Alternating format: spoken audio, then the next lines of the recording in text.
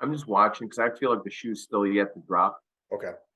I think we're not going to see true inventory increases.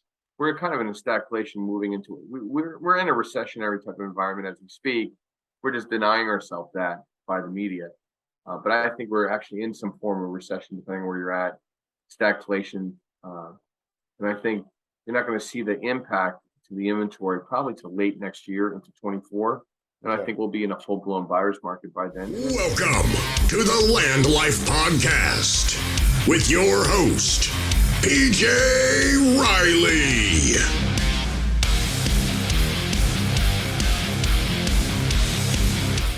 What's going on, guys? Welcome to LandLife Podcast. My name is PJ Riley. Guys, if you're getting value, if you're learning a lot from this podcast, don't forget, like, subscribe, leave a comment, leave me a 5-star rating too. Make sure you leave a 5-star rating. Even if you don't like the podcast, if you think I need to change things, my background looks dumb, I should start sitting down again because I started standing up like recently. I just like it better. But if you don't like that, tell me, let me know. But leave comments. You have to leave comments. Guys, today we have Joe Scorese out of Philadelphia. How you doing, Joe? How are we doing there, PJ? Doing great. Good. Now, it's freezing cold. No, it's not freezing cold. It's cold here in Denver. We talked about this earlier. What's the weather like out there on the East Coast? It's beautiful, sunny, around 65 degrees. But, you could always make warmth. You can't make cool, so I'll take it.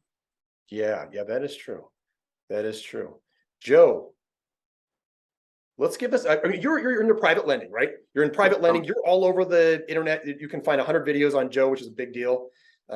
You got to get your name out there. I'm going to ask you kind of how you got into all that here in a second, but let's give us a little background of like who Joe is, how you got started, kind of like what brought us to the point we're at now. Okay. My name is Joe Scorese. I'm a regional development manager in the Northeast for Lending One, which is a division of Blackstone Capital. We're direct private lenders in the asset-based lending environment. So we lend on 30-year fixed rental loans, whether it's 1 through 4 or 5+ units. Mixed use we'll look at, depending on the residential to commercial comparative on rentable square footage. We'll look at fixed and flip loans. We'll do a one-time close, BRRRR strategy close. So we'll actually rehab it right to completion, then put it into a 30-year fix. We look at new construction. We look at also blanket loan programs for multiple properties for a landlord. So landlord loans we're extremely friendly to. We have a revolving construction line of credit that for very active rehabbers or flippers, we do a revolving line based on extrapolation of what they have in reserves. And then we extrapolate that 10 times and give them more flexibility to be able to do multiple transactions at the same time, whether to rehab the hold or rehab the flip. I've been in lending since 2001. I've been a licensed realtor since 1988 in the state of New Jersey and Pennsylvania. I'm also a licensed residential banker as well, but that's an escrow. I'm full-time commercial lending, investment lending on behalf of Lending One. We're licensed in approximately 46 states, so we don't do loans in the Dakotas, Nevada, and Alaska. And the only island we don't touch in Hawaii is the volcano islands. So we kind of stay away from the volcano action on the main island of Hawaii. Investor for the past 30+ years in the multifamily space, 5+ units to 25 units is really my lane and my portfolio makeup. I'm adjunct at Temple University. I teach a couple classes a year there at the real estate school. I'm a CE instructor for continuing education for real estate agents in 5 states. That's New Jersey, PA, Delaware, New York, and Connecticut. So got a pretty full resume. I love what I do. I've done over 600 videos and podcast interviews over the past couple of years. I have a club on the Clubhouse app. It's an audio app called Creative BRRRR Strategies. I meet every Saturday and Sunday mornings, Eastern Standard Time, 8 a.m. Eastern on Saturdays, Sundays, 9:30 a.m. Eastern Standard Time. And I kind of get out there and reach to like hundreds and hundreds of people within 90 minutes and having variant real estate educational subjects. And then I speak or attend at various expos throughout the country. I've been in Dallas this past month. I've been in San Diego. I'll be in Ohio. I'll be in Denver, where you are as well. Delaware. I mean, I'm traveling different places on behalf of for Lending One and identifying real estate transaction opportunities for our company through investors. Okay. Now, if you're an investor like me, or you're a business person that's kind of into real estate investing, right when you started talking, you said something about a revolving line of credit for investors. Is that right? Mhm. Yeah, Okay. for construction renovation loans. Okay. Is this something like a HELOC, or maybe you can explain that a No, little bit? Because I know when anybody heard who's in the investing space is like, wait a minute, revolving line of credit.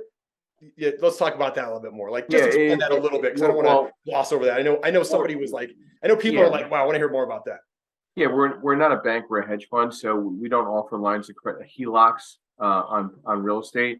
This is a revolving construction line of credit that applies debt financing on behalf of the acquisition of a property in need of renovation, and then we provide a certain amount of the renovation cost, typically 100% of that. We typically go up to 90% on the acquisition, and we leverage that in the loan and close on that. You only pay on the construction money as you use it on the financing side. What the revolving construction line of credit allows is you can do multiple transactions at the same time. There's a savings on rate, savings on origination, and close time is typically 15 to 20 days. So it's a quick turnaround, equivalent to hard money. So direct private lending kind of knocks hard money to the right, where we're not really predatory in a way. We don't loan to own. We're looking at the strategy of the borrower. We're looking at the makeup of the borrower. We want to make sure that the borrower gets completed with the transaction as well. Okay. All right. That makes sense. I just heard that right away, and I'm like, I know someone's going to be like, why didn't you ask him more about that? That's what I want to hear about. So, well, good deal. So you're in lending now. You said you're in 46 different states? You're able to lend in 46? Yeah. 46 states? Okay. Absolutely. That's a lot of states. We only do it in the corporate veil. So it has to be an LLC, C Corp, or revocable trust. We do nothing in the personal name because it's considered non-QM lending. It's a non-qualifying mortgage, not a Fannie or Freddie mortgage like in the traditional lending space. Okay. So I'm around a decent amount of lenders, people in the real estate space quite a bit. And some are doing really well and some are not doing so great right now. How are you able to stay, I guess, relevant in the industry with so many people talking? I mean, there's people on TikTok, there's people on YouTube, there's all these people coming at you from all these different directions. How are you able to stay in the public eye, I guess? I'll break it down to 3 C's: continuity, consistency, and communication. I think they're all very important when you're a direct private lender.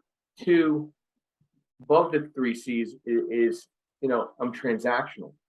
So I'm just not a licensed banker. I'm also a licensed realtor. I'm also a licensed educator for licensed agents. So it gives me a little more, I would say, shoehorn to get into the bigger shoes and wear the bigger shoes. And attending more the higher level trade expos and events that go on throughout the country. We're with the business development managers here at Lending One. We're just much more seasoned. We're much more. I mean, not the matter that we're extremely confident in what we do, and we try. The best part is we pull the Band-Aid off immediately, whether it's bad or good news. We give the news as quick as we can and as appropriately as we can. And that's the beauty of commercial lending comparably to traditional lending, where there's a lot more minutia, a lot more paperwork, a lot more aggravation, a lot more personal vendetta work between client, realtor, lender. It gets a little ugly, to say the least. And where commercial is extremely black and white, and then we get very direct. You don't have to like what we say, but we're going to tell you exactly what our thoughts are. Yeah, I think that's super helpful too. I would rather hear that. In every aspect of business, I would rather hear yes or no, and here is why. I'm not going to give you 30 days to tell you maybe. No.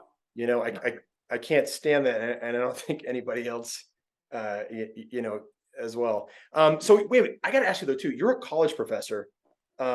Well, Do you part have time. time? I'm Sorry? not. I don't wear the college hat or none of that stuff. I'm just, I kind of fell upon the opportunity when I belonged to one of the associations here in Philadelphia.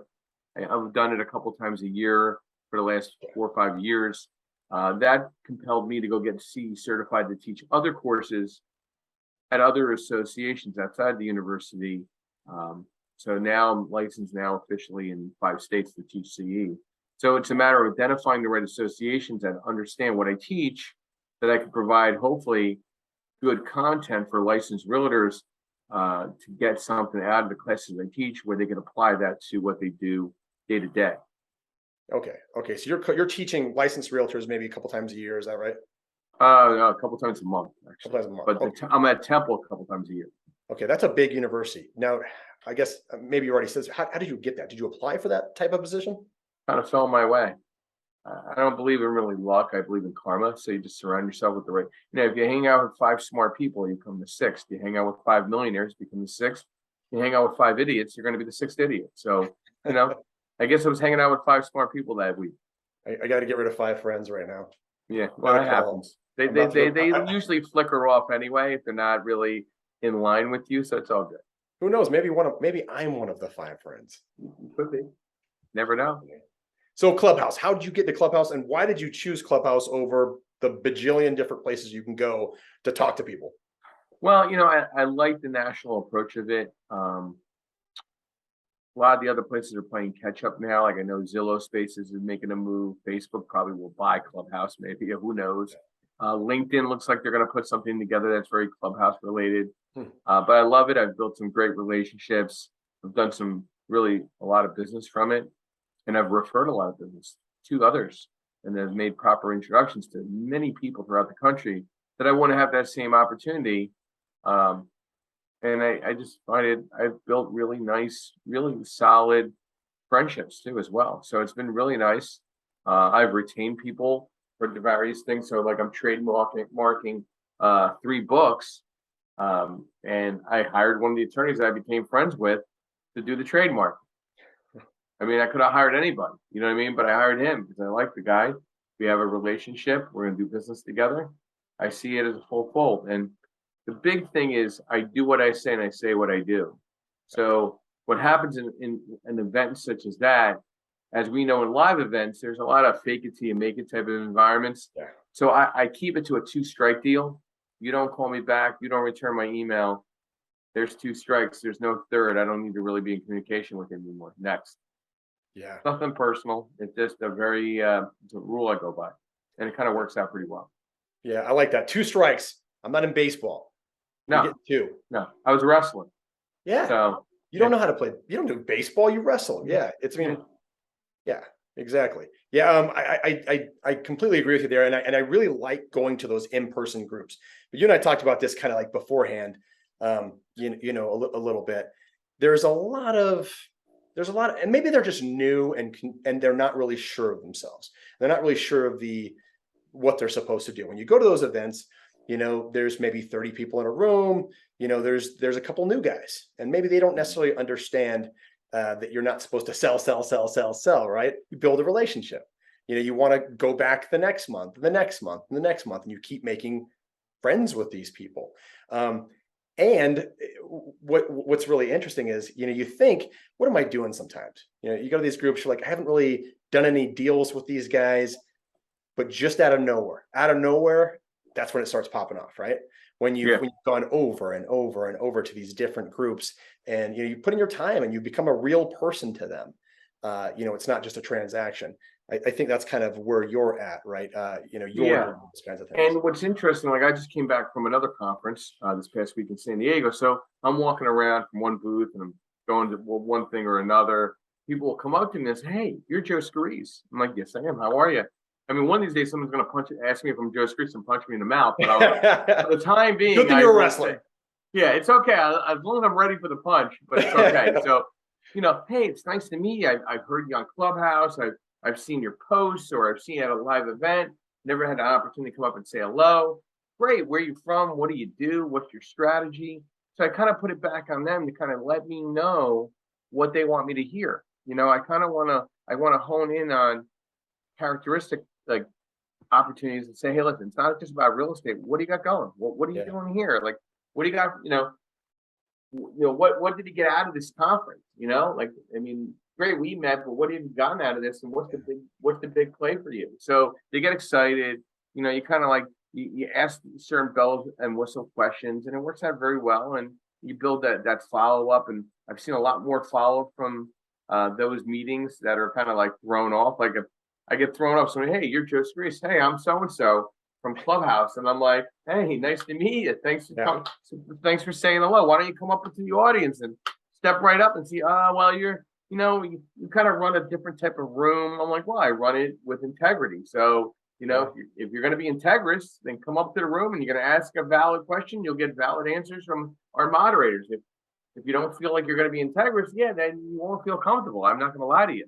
So they appreciate that. And when I use the word integrity and integrous, now I get one. Because like live events or any type of audio type of networking or webinar, there's this Ponzi element that you have to be concerned about. And I kind of eliminate that by saying, hey, listen, I'm licensed to the gills. I have my driver's license. I have my real estate license. I have my banker's license. I don't want to lose any of them. So like at the end of the day, I kind of put people knowing that I'm not selling them something. I'm providing them something. I'm providing a source or scenario environment that they can feel comfortable in, and it's a safe space. Yeah. And I think with the internet, I guess it's been around for a while, but with the internet now, if you do screw somebody over and you are a bad guy, people are going to find out really fast. I mean, and I know there's caveats to that where people can say you're a bad guy anyway, even if you're a good guy. To the story, but yes, I agree with you. But you want to be on point, especially a guy like you who's out there going in person to all these different events. You're online quite a bit. You want to be an honest. You have to be an honest guy. So if you don't, people are gonna catch on and find you out. And if you go on to things like, I don't know, Bigger Pockets, you can easily search out who the guys are who have screwed people over and who are not. Right. I just met 2,500 members from there. I've just met 2,500 people at their conference. So you get to meet everybody, all kinds, all walks of life. So some people are a little more excitable than others. And, you just handle it as it comes. Some people don't know how to be extroverts, and they're forcing themselves to be. So sometimes it's a battle to come out of the introverted environment to be an extrovert. Not everybody knows how to just say, hey, how are you? How's everything going? And like people just don't have that comfort level, so it takes a lot to be in our industry and be successful at it. And just because you have a license doesn't mean you're a salesman or saleswoman.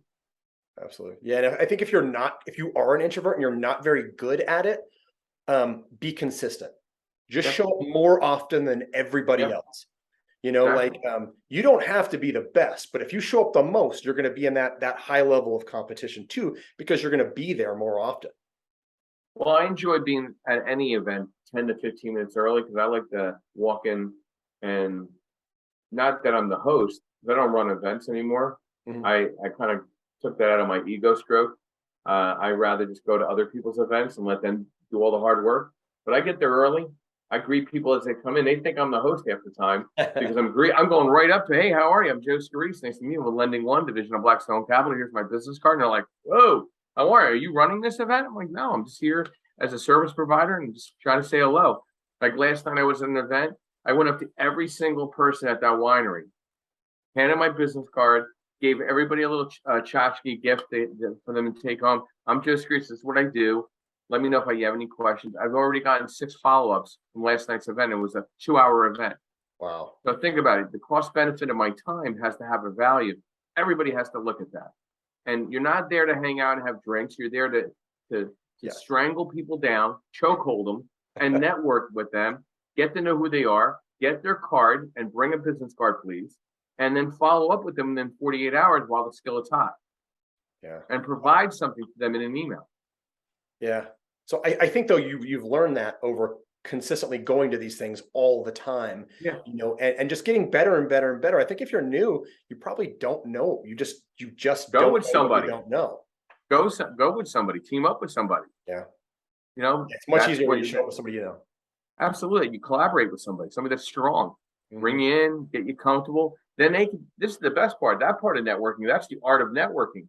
You could hand off each other to various people where you, if you start getting uncomfortable with somebody, hey, by the way, look, meet PJ. PJ, you wouldn't believe what this guy does. He does this, this, and this. Why don't you guys have a little chat? And you actually exit the date and move on to the next individual. Yeah. And you accomplish a lot more in that room quicker. Yeah. Yeah. I think it's a lot. It's a lot like this, what we're doing now. You know, if you're a introvert or new, you don't know what to say or do. It is a little bit nerve wracking when you get in there. Yep. You're like, do I stand here? Do I stand over here? You know, what do I say? I don't want to offend this guy. You know, I don't want to sound stupid. You know, that's the big one, I think, is a lot of people don't want to sound dumb. Like, trust me, guys, if I can do this, sounding as dumb as I sound, you'll be fine. So you just got to get out there and kind of do it though, right? Like just ask to be on a podcast, just talk to somebody. So I did the 600 plus podcasts during the pandemic. There's a couple of reasons. Obviously, to stay in front of people, be in the know. Two, I am a stroke survivor. So I had to bring my linguistic skills back and how to speak correctly again and learn how to hesitate, listen, and communicate with other professionals in an interview platform. And it really helped me bring my vocabulary skills back. It's helped me with hesitation and being careful and poised and not talking over people as much as I used to.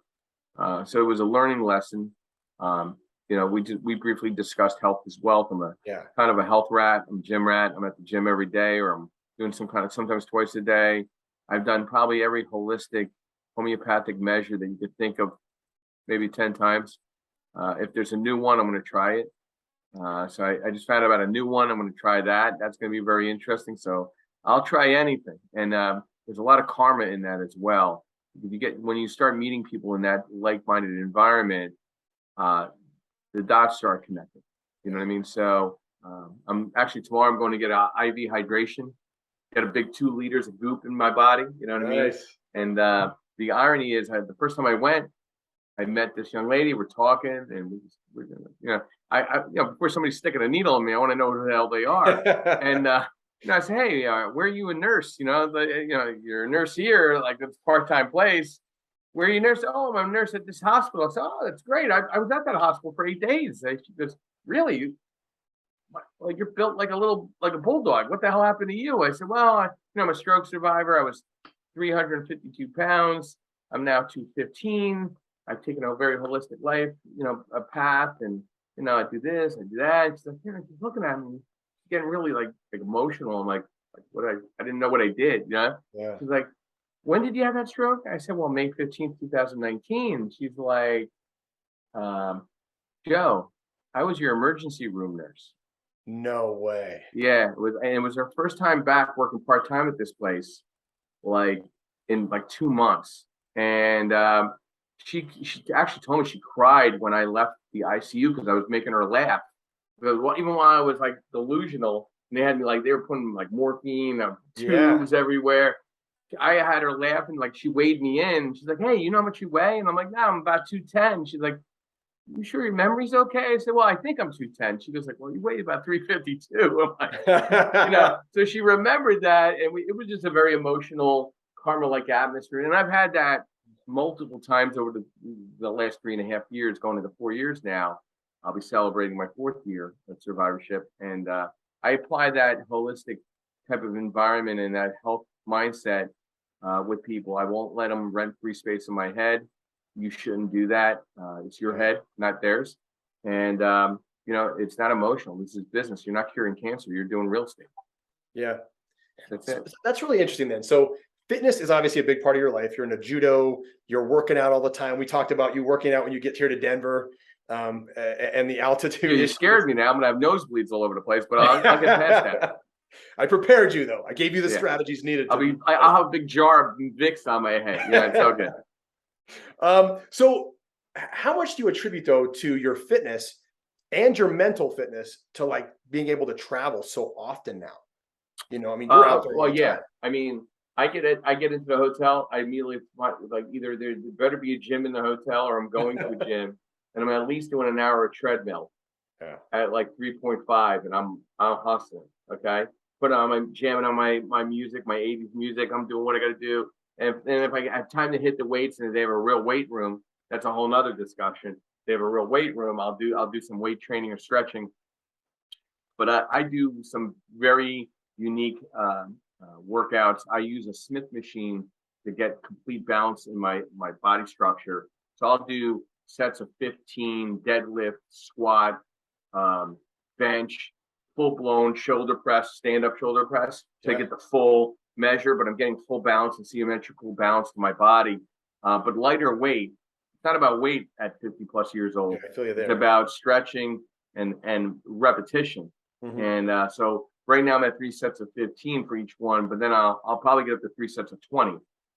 Just because the more you're doing, it's the same thing with lending. You know, the more transactions, the better you're going to be able to pivot with different scenarios. It's very relevant. Health is wealth in that type of mindset.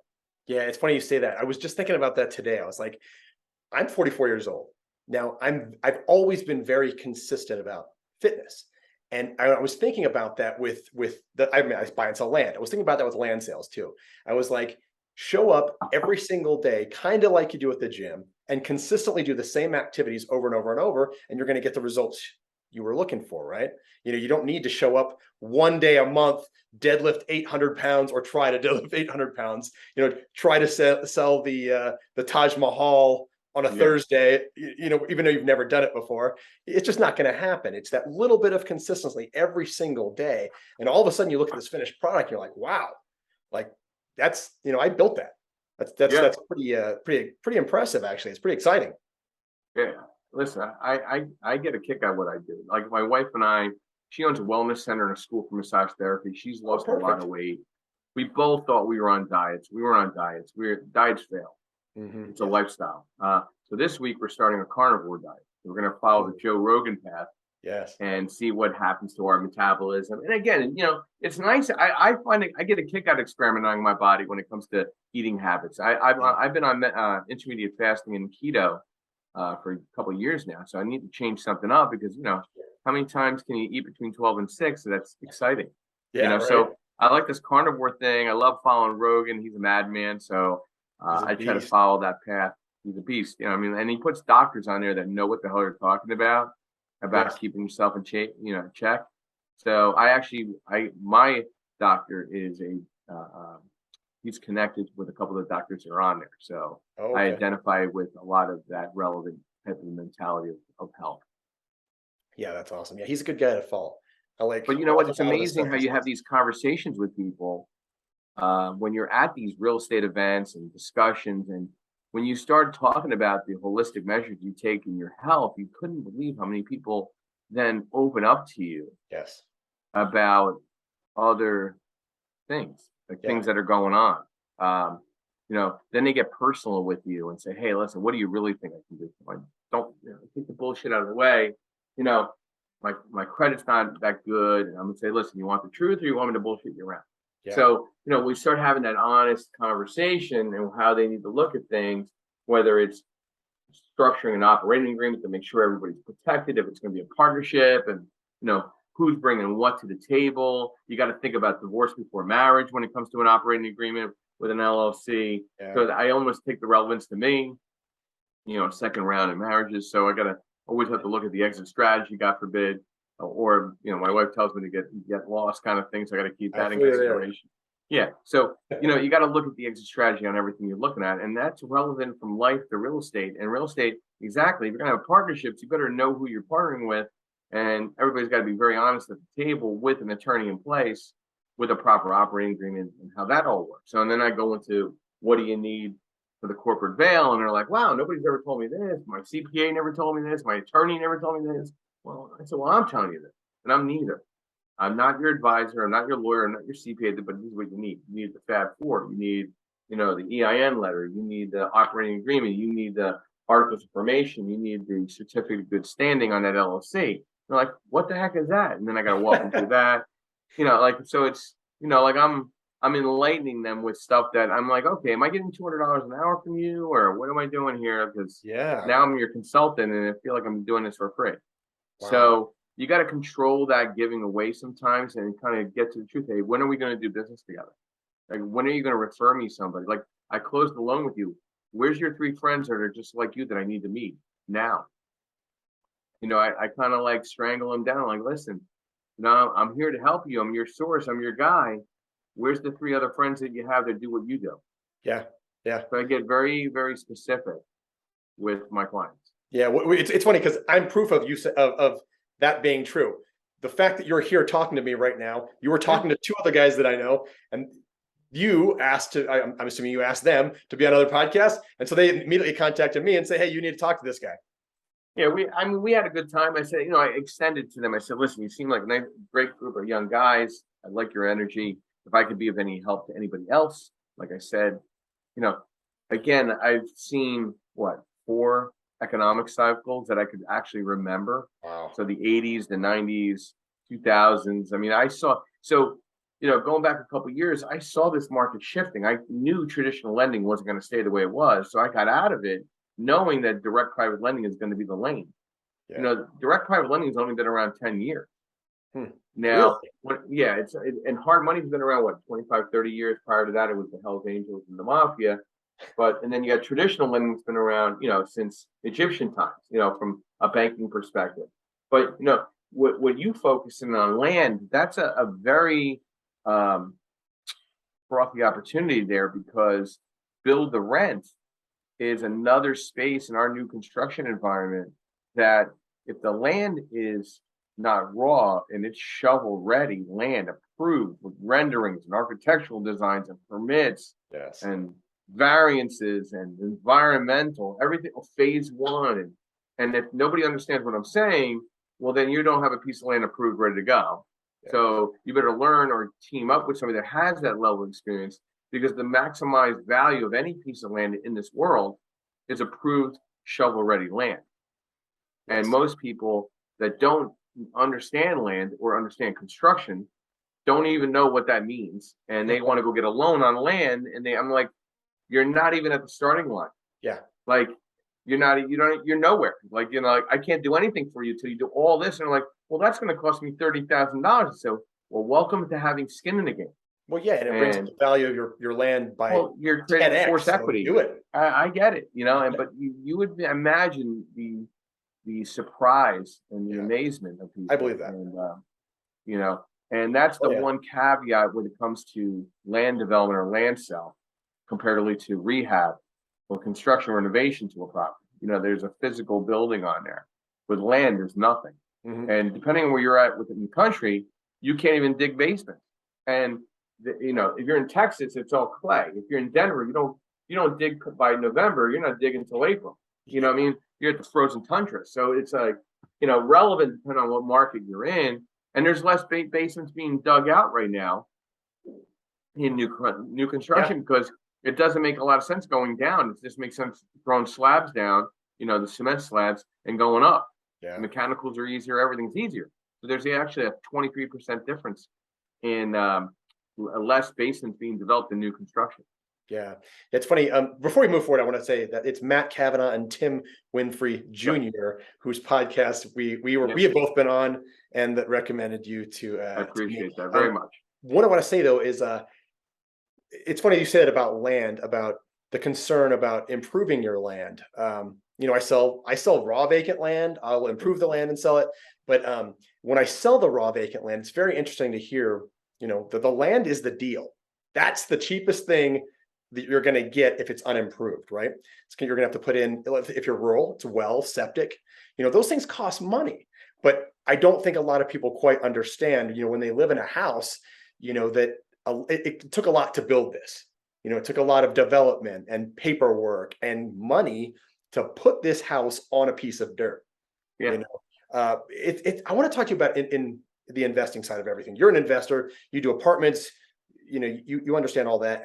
I've had a lot of recent people come to me with new development ideas all over the country. And it's not, I've never seen it like this.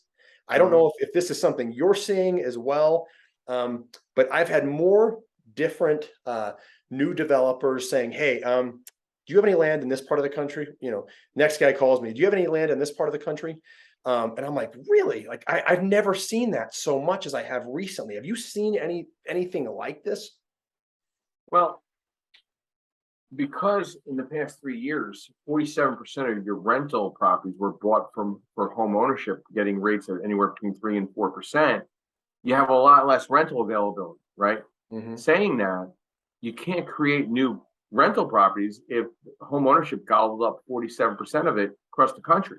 Yeah. So if you don't build to create the new Class A, B, or C living environments, people are going to be living in tents, which they're doing already, or RVs, or self-storage for that matter. They're hiding in their self-storage and all the time, all kinds of creative ways, and it's getting bad, and in some states worse, to the point of, it's disgusting. So if you don't start putting these build to rent ideas out there, whether it's monetized by government, federal, or state, to bring the cost down where developers make sense to do low income housing in lieu of class A or B class housing, people are going to be living in the streets, and that's not the objective in our country. So, that's why build to rent is such a popular subject, because there's more lending now for the back end to support those type of townhome community developments that are eat, work, and live.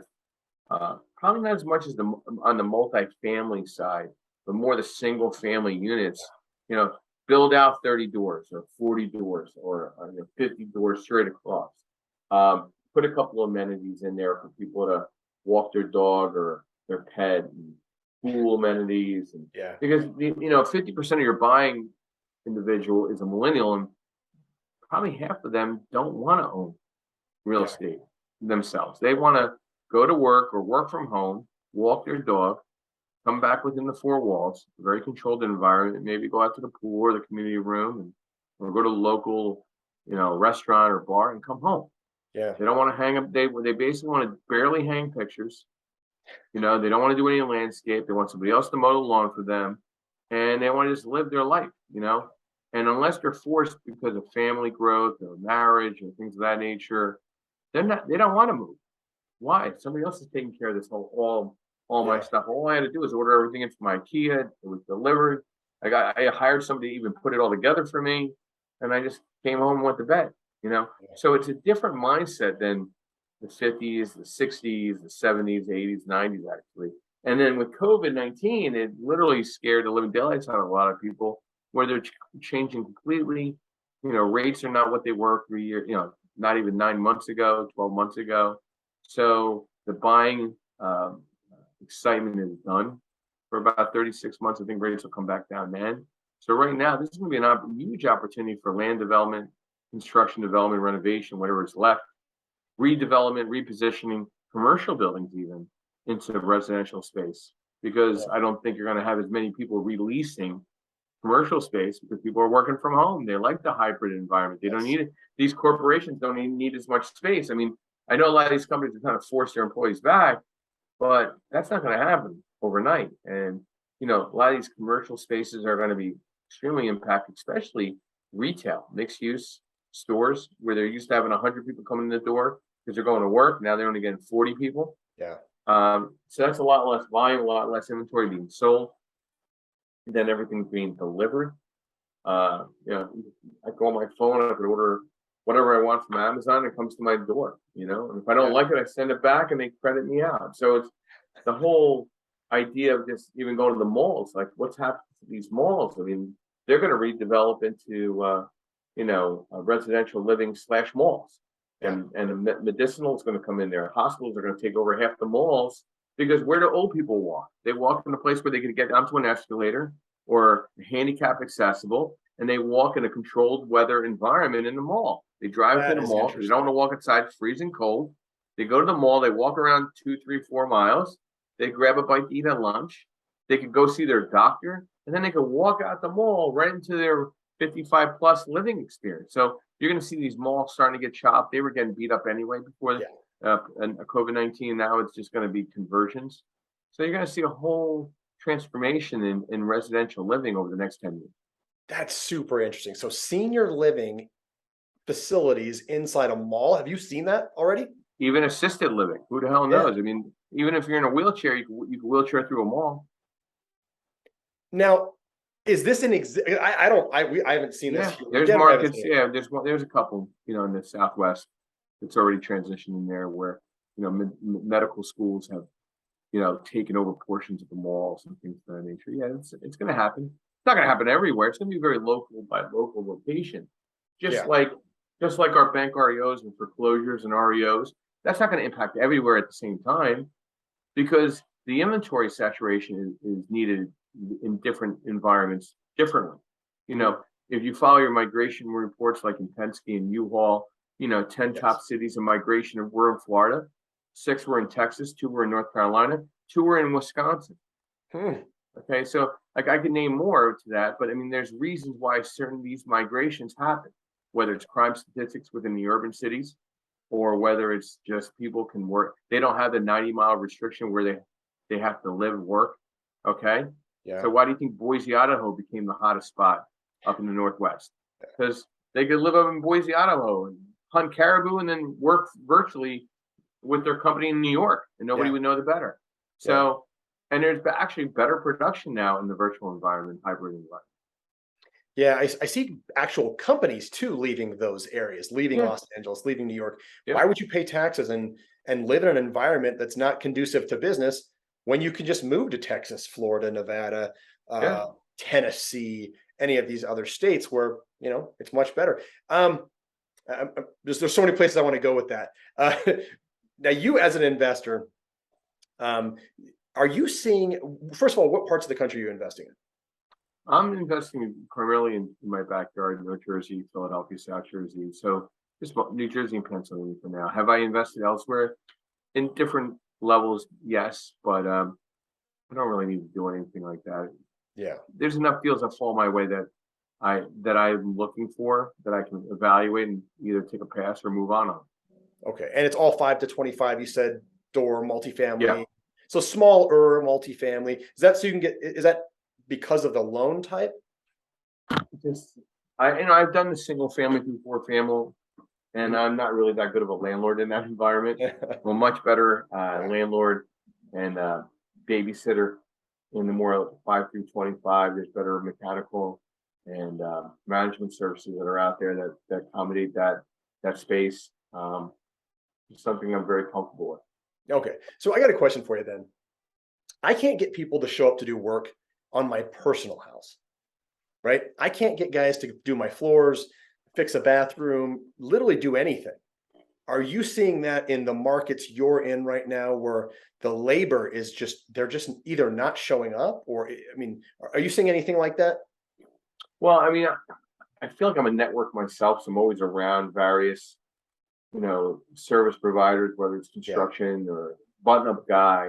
You should be hanging out at Home Depot more often about 6:30 in the morning. Hanging out, just catching a rap with the plumber that's actually picking up equipment material to go to a job.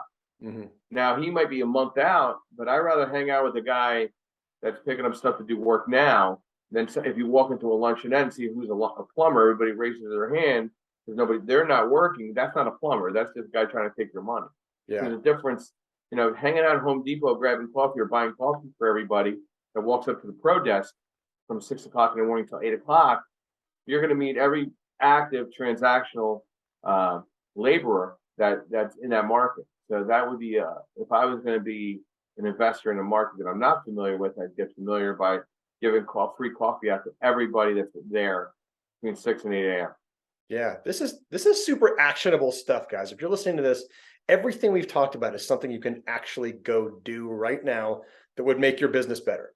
Go get 2 containers of coffee, big container jug things of coffee, fill them up, throw some cream to the side, some coffee cups, sugar, open up your pickup, buy everybody a cup of coffee. Hey man, before you roll, you want to grab a cup of coffee? What do you do exactly? Oh, you're a framer. Let me take your information. How far out are you on framing? 2 months, 3 months? Oh, great. Can I give you a call? Can I set something up for you about 2 months from now? Absolutely, no problem. A plumber, an electrician. I mean, I've never met a poor electrician in my life. Okay. I mean, you go hang out in the electrical lane and see what's going on over there. The Yeah. sheet rockers. You know, good sheetrock is worth the gold, man. Yeah, this is And if awesome. you're a newer investor, I wouldn't be doing full guts to the studs. Learn how to actually just paint the wall and refurbish it. Don't take it Yeah. down to the studs. You don't have that level of experience to get it back to a framed out property. So, I would keep your renovation costs under 50% of any purchase price that you're making. Because if you're newer, you're going to make mistakes and you're going to fail, and then you're going to be closed on, and then you're going to get out of the business. So be smart. These are just little steps that I do. Yeah. Another thing, never have a cancellation policy on any of your properties of renter's insurance. You pay the renter's insurance and roll that into the rental lease agreement as an addendum and take the tax write-off. It's one less piece of paper you get in the mail that pisses you off. As a landlord, who wants to get a cancellation on their renter's insurance policy from their tenant, and then the tenant sets the stove on fire because they don't know the bottom broiler wasn't a shelf for their gloves, and they set the broiler on fire. And what is rental insurance? Rental insurance is what, $20? Yeah, best money spent, and you get the tax deduction by paying for it. Yeah, that's no thank you. Another actionable step, dude. So Joe, I really appreciate that. All these tidbits too. I'm gonna re-listen to this, write it down, and copy all the stuff you were talking about. So I have vast knowledge and useless information. I am the king of useless information. Right? Exactly. I'm a Seinfeld commercial. It's all good. So you invest locally. Are you looking at other areas to invest in, other cities, states, anywhere else? Not really. No. Maybe Delaware, because the barrier of entry is a little better there. I'm just watching because I feel like the shoe's still yet to drop. Okay. I think we're not going to see true inventory increases. We're kind of in a stagflation moving into it. We're in a recessionary type of environment as we speak. We're just denying ourselves that by the media. But I think we're actually in some form of recession, depending on where you're at, stagflation. And I think you're not going to see the impact to the inventory probably till late next year into 24. And I think we'll be in a full-blown buyer's market by then. And then, the demeanor of whatever realtors are left will be much more strategic, and they'll actually do more work, and they'll earn their keep. They don't have to take pictures in front of imaginary cars to impress anybody. Or cars they don't own. They'll just they're not going to drive over to the Jaguar car dealership and take a picture in front of a car they don't own. You know what I mean? That's not going to be the realtor that's going to be left in the business. So I think it's a needed attrition.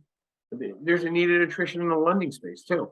So there's layoffs going on and contractions everywhere, and they're just going to trim the fat, and just going to make people a little more hungrier and a little more transactional and a little more better in communication.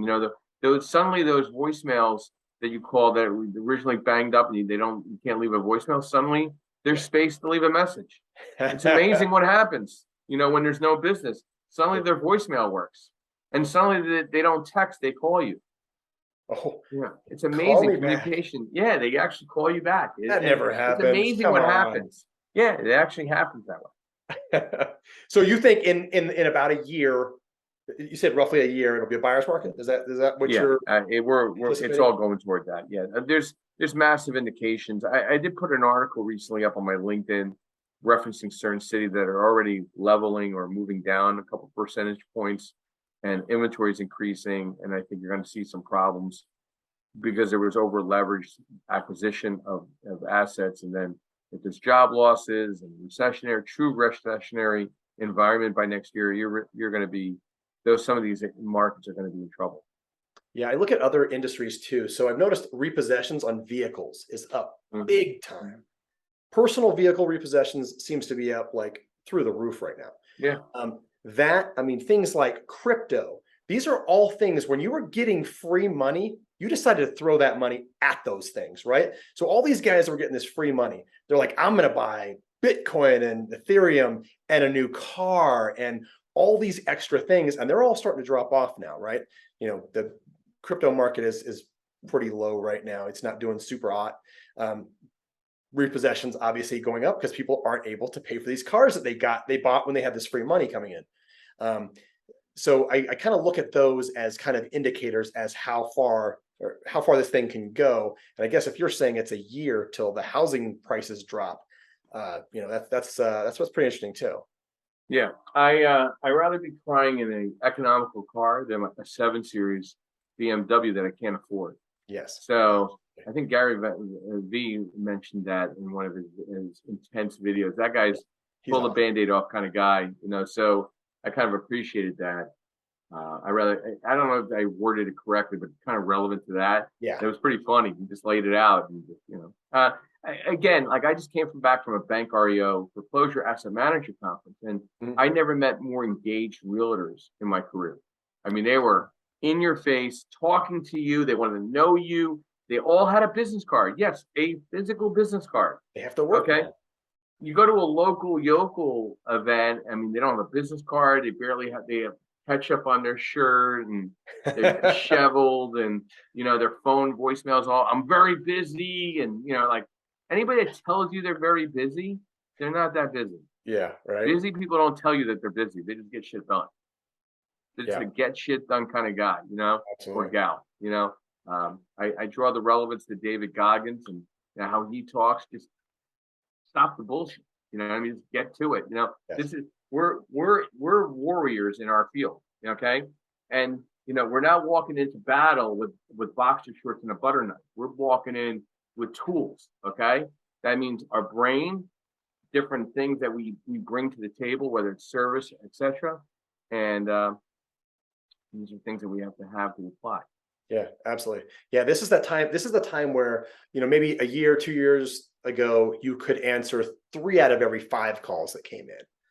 Some of these guys were answering. I mean, realtors, I don't get anyone to respond to me as a land person. Nobody ever responds to me. But in the single family and the residential space, I mean, people would respond. Maybe they didn't have to respond to every call and they still make money. Things were going well. Now you better be ready to go. You better be answering 5 out of 5 calls. You better be at every single one of the networking events. You better be on Joe's Clubhouse. You better be on that talking to Joe and learning about stuff. I hope you have the capability to come up. That's not everybody has the courage to come up. They get a little intimidated, and it's okay. I'm not that tall or big of a guy. It's so funny when I run into people, they're like, "Oh, you were much taller." Yeah, I come across bigger. You know what I mean? It's pucker time, man. This is not time to dance around. And this is you got to take every day extremely serious. Time has a value. You got to be very concise. You actually have to evaluate almost every event you attend. And if you're going to be a sponsor of an event, you want to know the details. You're just not. I don't sponsor napkins or the DJ booth. If I'm not in front of or in a booth with my merchandise to talk about what I do with people walking in the door, you're not getting my money. Yeah. So it's got to be extremely precise, whatever event you're attending. Why are you going to that event? What is your expectation? Are you going to walk out with everybody's information and contact number? If they don't have a card, big surprise, are they going to text you their full name and email so you could follow up with them? Connect with them on LinkedIn, connect with them on Facebook, connect with them on Instagram. Okay? Why are you not doing that? Like what's the problem asking them to do a quick text with their full name and email? Yep. Okay. Yeah. If they don't have a card, or if you don't have a card, there's no reason for you not to have a card. But if you don't, that's why you have a cell phone, and that's why you have Apple, where you can text people your full name and your email. Hey, what's your cell phone number? Boom, boom, boom. Okay. So I mean, this is not the time to play around. If you want land, you're going to hang out with people that you hope to know that have land accessibilities. Yeah. That's it. And most land is typically free and clear. So there's the art of negotiation at that part point. Now it's just a matter of selling. Yeah. Yeah. This is not the time to play around, but it's good because the guys that have been playing around are going to be, they're easy to beat up because they've been screwing around the whole time, and they are, they're not used to the level of work that people like you are doing right now. It's just easier competition to squish. Competition you only have is your mirror. Yes, that's exactly right. That's exactly right. Joe, how can, for me? What's that? Any other questions you have for me? Yes, sir. How can people get hold of you? Well, easy. You could either text me or call me and actually leave a voicemail. Okay. Because I'm not telepathic yet. So my number is 215-290-5108. 215-290-5108, or J Scorese, JSCORESE at lending1 spelled out.com. J Scorese at lending1.com. And I look forward to hopefully meeting you when I'm out in Denver, man. We'll go for a run or something. Yeah, Go up definitely. some mountain, get some nosebleeds together. You know, it'd be a lot of fun. There's lions up in these mountains too. Lions. Yeah. I'm not that tasty anyway. It's okay. I'll be. We're allowed to carry weapons here too, so It's all good. We'll do hand-to-hand combat with them. It's all good. lions they like to be pet. Just Yeah, like house cats. No big I'm deal. good. I'm All right, Joe, here's the big question. Yeah. It's the big question I ask at the end of every podcast. Yep. The big one. I know you've been around real estate for a long time, but this might really hit your brain here. If you could buy land anywhere in the whole world, where would it be and why? Why? Okay, my why. Well, one, I'd have to get permission by my wife. But two, somewhere she would enjoy perfect weather at all times, year round. So let's assume that's going to be somewhere southwest, southeast, or west coast. So then there's going to be some determining. I just came back from San Diego, and that was one beautiful area. I'd love to live there. I don't know what goes on there, but it's gorgeous. Everybody's nice. It's friendly. It's a very wealthy city. I really enjoyed that. But somewhere where it's a vacationary environment to work from, and smelling the sweet smell of salt in the air would probably be much appreciated. So somewhere probably not Florida, because that gets way too hot. But maybe the Carolinas, Outer Banks, something like that, or even like Rehoboth down in Delaware, something beautiful down there, where I can hear the ocean cracking. Walk the beach. A very peaceful environment to keep the noise down. Yeah, look to a little bit north of San Diego. There's a place called Laguna Beach, Dana Point. Oh, dude, where the swallows go, San Juan Capistrano, old-fashioned song from the 40s. Beautiful place, man. Yeah, I've been there. Quiet. Everyone's right on the water there. Yeah, it was beautiful. Yeah. That's good, Joe. It's been awesome, man. I really appreciate it. PJ, thank you very much. Stay in touch. I look forward to hopefully meeting you in person. Absolutely, me too, guys. Till next time, I'll see you on LandLife. Take care.